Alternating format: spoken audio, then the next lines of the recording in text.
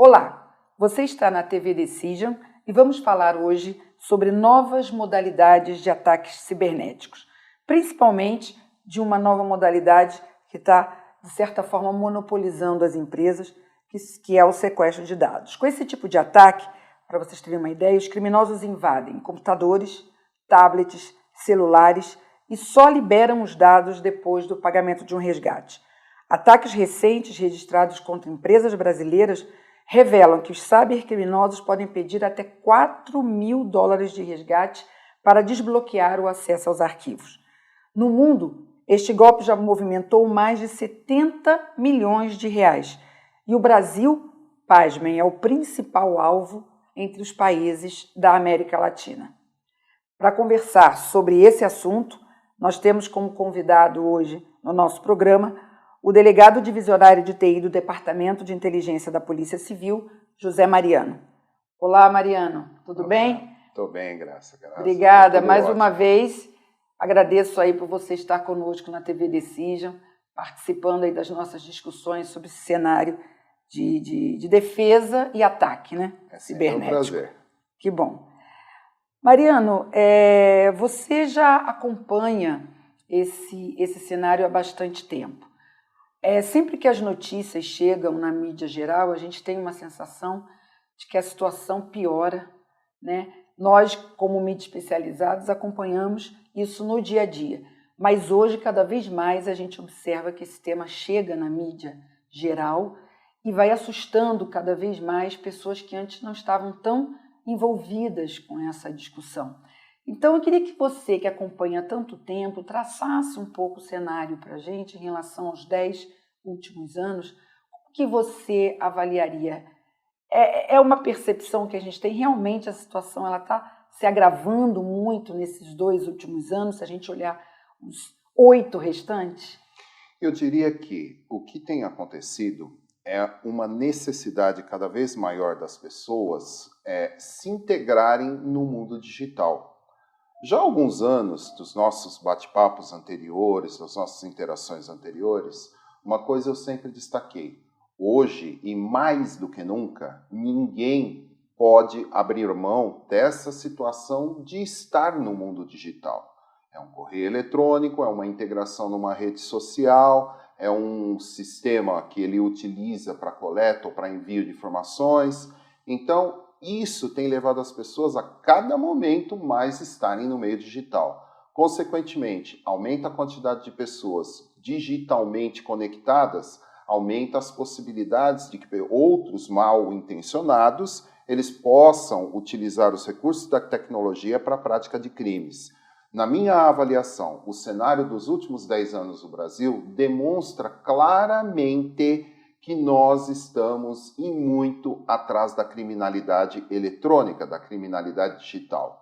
E muito disso se deve a quê? Aumento da quantidade de pessoas conectadas, facilidades de conexão, falta de conhecimento dos próprios usuários do ambiente que os cerca no mundo digital, falta de preparação dos órgãos que têm como dever a repressão à criminalidade eletrônica e também o que eu sempre insisto, pelo menos nos últimos não 10, mas 15 anos, a falta de articulação e troca de informação entre os órgãos que têm o dever de fazer essa repressão. Então, nosso panorama não é bom. Quando a gente traça um paralelo na evolução da criminalidade também no mundo físico, você vê aí semelhanças no modelo de evolução, quer dizer, um modelo de organização do crime no mundo físico, como a gente costuma dizer? Você percebe que tem muita relação entre um modelo e outro, e até se há uma migração no sentido das mesmas organizações que atuam no mundo físico estarem atuando em parceria, obviamente, porque aí você tem um outro nível de especialização, com crackers que têm um outro know-how, mas seriam as mesmas organizações também se aliando a esse modelo de criminoso. Quer dizer, como é que você traçaria o paralelo aí entre os dois mundos? O que eu posso dizer é o seguinte: há, de uma forma muito nítida, um encaminhamento das organizações criminosas, ou seja, aqui nós já estamos falando de crime organizado, no sentido de arregimentar, recrutar, pessoas que têm especialização ou condições para trabalhar para o crime organizado. Há o crescimento de novas organizações de crime organizado para explorar esse nicho, esse filão da cibercriminalidade. E vejam, nesse aspecto eu digo que esse não é só um problema brasileiro. Eu, durante o período que eu passei à frente da Delegacia de Crimes Eletrônicos, eu tive contato com cibercriminosos que não aplicavam somente os seus golpes no Brasil, mas utilizavam estruturas fora do país, esse modelo ele é Espanha, internacionalizado, Portugal. porque na verdade ele pode estar em qualquer lugar, né? Aí tem uma chave da situação. Qual é a chave da situação? É a seguinte: como os cibercriminosos são extremamente articulados, a velocidade na circulação da informação para o cibercriminoso é muito mais rápido do que a velocidade da informação para as agências policiais. Eles se articulam mais. Daí a minha grande insistência há muitos anos no sentido de que os órgãos policiais efetivamente precisam se articular para fazer frente a essa estratégia da criminalidade por meio eletrônico. Uma vulnerabilidade zero day, que é descoberta em algum país do leste europeu, por exemplo, em questão de minutos já está sendo explorada do outro lado do mundo, como por exemplo no Brasil. Técnicas que vão se aprimorando, elas são distribuídas à exaustão entre o meio criminoso. E nem sempre os órgãos de repressão fazem um acompanhamento adequado. Exatamente. E compartilham no mesmo nível. Não há um compartilhamento efetivo. Ainda nós estamos muito ligados a essa questão de que a cibercriminalidade ela tem que ser tratada e ela tem que ser combatida da mesma maneira que os crimes que são praticados de uma maneira comum fora do meio tecnológico. Aplica-se o mesmo know-how, a mesma técnica de repressão para a cibercriminalidade, que não tem nada a ver com o trabalho convencional de investigação e de repressão policial.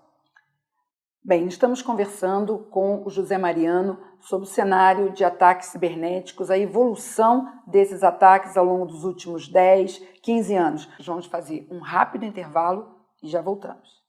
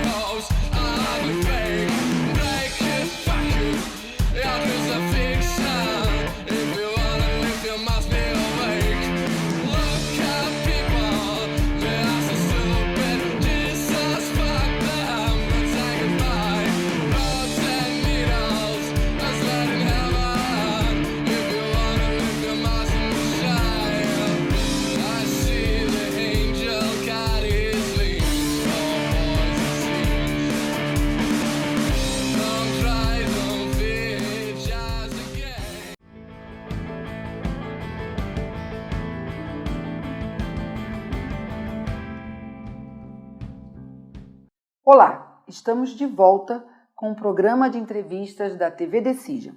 Hoje estamos falando sobre o cenário e a evolução dos ataques cibernéticos no Brasil e no mundo. Estamos avaliando nos últimos 10, 15 anos como esses ataques vêm se comportando e como o mercado, as pessoas, as empresas têm reagido a isso. Nosso convidado hoje, no nosso estúdio, é o José Mariano. Mariano, falamos um pouco no primeiro bloco sobre evolução nessa linha do tempo. Comparamos também como que esses modelos, né, estão organizados em relação ao mundo físico. E agora, nesse segundo bloco, queria explorar um pouquinho com você as modalidades de ataques. Elas evoluíram também na mesma medida, são muitas modalidades, os ataques são mais ou menos os mesmos, só as vítimas que vão mudando. Qual seria a sua avaliação sobre a modalidade desses ataques? Eu te diria uma coisa que pode soar um pouco curioso. Mas se você for fazer uma análise, quando você fala em modalidades, para a gente, dentro do jargão policial, eu falo em modus operandi. De que maneira o criminoso tem agido, como o criminoso consegue alcançar o seu objetivo. Por si só, quando você fala em conduta criminosa, você tem que adequar a um tipo penal. A adequações aos tipos penais não sofreu nenhuma alteração, até porque não tivemos grandes mudanças legislativas no Brasil, com exceção da, na minha opinião, mal cunhada Lei Carolina Dickmann, não houve muitas alterações, e esse é o tipo de lei que, graças a uma técnica imprecisa, na sua concepção jurídica, ela tem se mostrado quase que inaplicável. Prevalece hoje no meio policial, no meio jurídico, no Poder Judiciário, a aplicação dos tipos penais convencionais, como é o caso de furtos mediante fraudes, que são as situações de internet banking, os estelionatos, que estão muito voltados principalmente para a prática de comércio eletrônico, situações envolvendo interceptação indevida telemática e assim por diante. Dentro disso, você percebe que aí você tem uma evolução. Que evolução?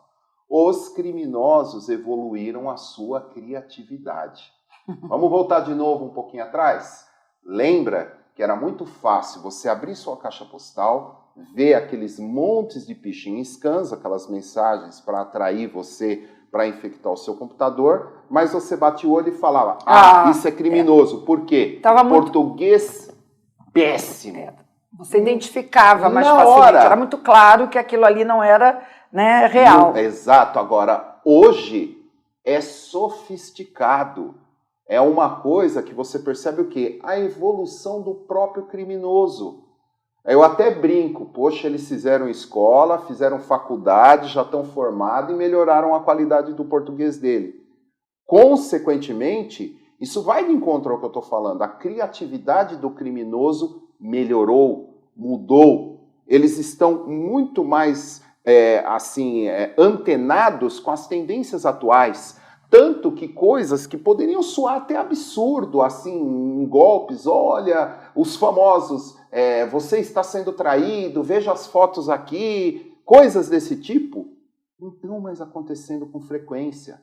Agora são golpes muito sofisticados. Você está numa situação dessa, olha, está aqui a sua intimação. Quando você vê que a indústria do falso boleto consegue cifras milionárias em golpes, você já começa a perceber que a coisa está séria e sofisticada.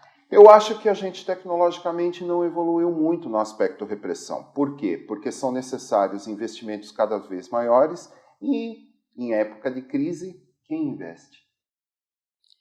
Bem, terminamos agora o nosso segundo bloco. Logo voltamos para falar um pouco mais sobre o modelo que hoje está monopolizando bastante as empresas, que é o sequestro de dados.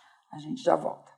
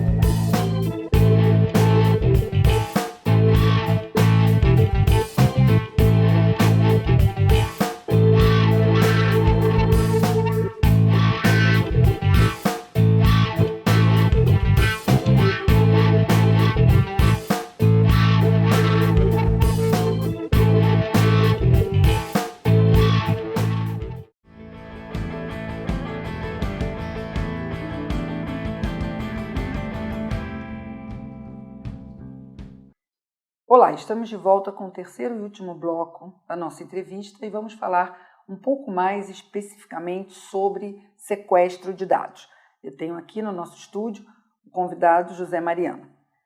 Mariano, sequestro de dados virou um assunto que está na moda nessa área de de proteção cibernética por conta, inclusive, do noticiário e casos que aconteceram até em prefeituras e em outras empresas que tiveram que, de uma hora para outra, se deparar com a perda de informações e dados críticos de clientes e fornecedores, comprometendo até a operação, o dia a dia da empresa ou do órgão público. É novo? Sequestro de dados, para você, é algo novo? No Brasil, eu diria que ele está começando a entrar mais na mira do conhecimento público, no aspecto tecnológico, principalmente pensando em questões envolvendo repressão à cibercriminalidade, não tanto, já tem algum tempo que isso acontece. No mundo, também já não é uma coisa tão recente, ainda utilizada, muito embora os meios de proteção tenham avançado fora. Mas existe uma série de fatores quando você fala de prevenção para esse tipo de cibercriminalidade que complicam o cenário brasileiro. Em alguns aspectos, principalmente quando você vê órgãos públicos que praticam uma verdadeira irresponsabilidade tecnológica, como, por exemplo, não ter um mero sistema de backup para a recomposição das suas informações, ou até mesmo um sistema mais adequado de proteção, você começa a enxergar por que o criminoso tem sucesso na sua empreitada. Independente de um órgão público, como é o caso de uma prefeitura, ceder ao apelo do criminoso, efetuar um pagamento, coisa que não ocorre, mas ainda assim o prejuízo à população é muito grande, porque você está suspendendo serviços públicos que muitas vezes são essenciais para uma determinada parcela da população. Quer dizer, Mariana, a gente está falando de uma sofisticação, por um lado, dos ataques, né, até com análise de comportamento, mas quando você fala da ausência de backup, você está falando de um processo bem simples, sob o ponto de vista de tecnologia. Exato. Quer dizer, nesse caso, se o básico fosse feito, já faria uma diferença grande em relação a toda a sofisticação do ataque e de todo o cenário que está por trás disso? Infelizmente, quando você vê algumas pesquisas que foram divulgadas por aí no mercado, que ainda fala que a área corporativa brasileira entende que solução de TI é antivírus e backup, você se surpreende. Se surpreende em absoluto, porque isso não é proteção cibernética. Nós estamos falando de um degrau a mais. Se você falar de backup, firewall, antivírus para um usuário doméstico, muito provavelmente você está falando de um cenário adequado. Mas meio corporativo, seja uma pequena, média ou até uma grande corporação, isso é inadequado. Não há uma evolução. Porque o empresariado ainda pensa no seguinte: enquanto eu não tiver que gastar em TI, está muito bom. Se amanhã ou depois eu tiver o problema, tudo bem, eu vou gastar. Ah, tá, gastar o dobro ou até o triplo. É um pensamento, na minha opinião, no mínimo ingênuo. Não é assim que você promove uma defesa adequada da sua corporação, da sua empresa. E pior, a cultura existente dentro dos próprios funcionários nessas corporações, sejam públicas, sejam privadas, que é: não importa que eu estou no serviço, se eu quiser ver o meu Facebook, eu vou ver o meu Facebook. Se eu quiser ver o meu correio eletrônico privado, particular, eu vou ver. E não adianta você criar termos para responsabilizar funcionário. Não adianta. Ele vai navegar por onde ele não deve fazê-lo, ele não vai adotar as medidas mínimas e a porta está aberta. Como é que você trabalha a questão comportamental? Educação, você tem que realmente expor, você, claro, aliado a isso, você cria mecanismos de proteção. Mas, quando você lida, às vezes, com a criatividade do funcionário, só sendo muito mais criativo. Então tem criatividade de um lado e criatividade do outro. Exatamente. Na questão do pagamento de resgate, muitos estão falando de usar outras moedas, até bitcoins. Quer dizer, quando você vai para um modelo como esse no mundo virtual, você também tem outras técnicas até de obter os recursos, né, financeiros nesse modelo de resgate. Você acha que aí também vai exigir da polícia uma sofisticação maior para poder rastrear esse tipo de operação de transferência de valores nesse mundo? Olha, você tocou num ponto muito importante. Eu acho que a polícia só consegue fazer frente ao rastreamento de quantias que estão envolvidas em práticas criminosas, em cybercrimes, com tecnologia e principalmente com coleta de informações, o que envolve inclusive cooperação internacional. Aí é um passo além que você tem que dar no que diz respeito à preparação das forças policiais. Nós, há algum tempo atrás, estávamos em discussão no mundo inteiro das forças policiais relacionadas às redes do anonimato. E agora nem se solucionou adequadamente essa questão do anonimato, utilizando redes como redes Tor para proporcionar acesso até por intermédio de Darknet, e você já tem um outro problema que é a irrastreabilidade da moeda utilizando recursos como é o caso do que o Bitcoin ele proporciona. Em casos como esse de sequestro de dados, normalmente o pagamento é exigido na forma de Bitcoin. Isso por si só já é um fator agravador. Como você resolve? Troca de informações, articulação entre organismos policiais e principalmente preparação adequada daqueles que têm que fazer frente a essa tecnologia de criminalidade. Para finalizar, Mariana, eu só queria... eu sei que você bate bastante nessa tecla, já acompanhei você em outras oportunidades. Você vê alguma evolução na questão da educação digital, principalmente no mundo corporativo? Você sente que os casos que estão vindo à tona, o fato de empresas até pararem operações por conta desse problema, prefeituras, órgãos públicos, privados, como você falou, você percebe que isso tem um efeito sobre essa questão das empresas se preocuparem um pouco mais com isso e até trabalharem nessa conscientização dentro das suas organizações? Infelizmente eu não vi, voltando de novo, não uma estatística de 15 anos, mas pelo menos nos 20 anos, não se pensa em educação digital no Brasil. Não se pensa em educação digital dentro das escolas, não se pensa em educação digital dentro das grandes corporações, sejam públicas ou privadas. Não há uma preparação e uma conscientização adequada do funcionário para falar para ele, não é porque você assinou esse termo, é porque você está expondo a risco a sua própria corporação, que por causa de uma situação de cibercriminalidade pode correr risco até de fechar. Aí entra na consciência do funcionário. E ele também pode ficar sem emprego. Exatamente, o que é pior para ele. Eu garanto que ao despertar essa consciência, o que vai acontecer? Ele fala, não, eu não vou fazer, eu não quero ficar na rua. Então eu não vou fazer. Melhor do que assinar um termo de responsabilidade para a empresa. Em tempos de crise, então, né, Mariana, isso tem um efeito mais... Para piorar, sabe, Graça? Eu não vejo programas envolvendo, por exemplo, escolas. Não digo nem faculdades, universidades, eu falo escolas. O ensino básico, O ensino básico teria que estar envolvido nessa questão. Porque eles são a geração seguinte que, muito bem preparados, eles vão fazer frente a esse tipo de ameaça. Com certeza. Bem, Mariana, excelente. Obrigada pela entrevista. Espero que você esteja mais vezes aqui conosco no nosso estúdio da TV Decision, falando sobre temas tão importantes e informações tão esclarecedoras. Estamos sempre à disposição, Graça. Estamos terminando o nosso programa de hoje. Agradeço a vocês por nos acompanharem. Continuem ligados na TV Decision, no nosso canal no YouTube, para vocês poderem cada vez mais terem informações privilegiadas sobre esse cenário de ataques e defesa cibernética. Obrigada e até uma próxima oportunidade.